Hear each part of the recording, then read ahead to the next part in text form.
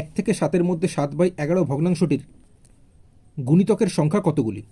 তো কোশ্চেন এখানে এই যে 1 থেকে 7-এর মধ্যে বলছে, 1ও পূর্ণ সংখ্যায় আছে, 7ও পূর্ণ সংখ্যায় আছে।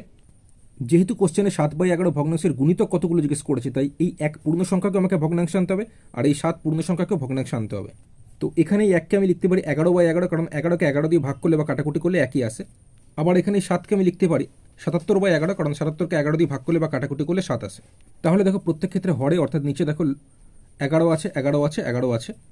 এখন আমরা উপরে অর্থাৎ লবের 7-এর গুণিতক দেখব 11 থেকে 77-এর মধ্যে কতগুলো হচ্ছে। তো সেক্ষেত্রে প্রথমে তো 7 থেকে 7 হয়, যেটা 11 থেকে ছোটো, সেটা নেওয়া যাবে না। 7 দুগুণে 14, এটা আমরা নিতে পারবো, মানে 14/11 নিতে পারবো।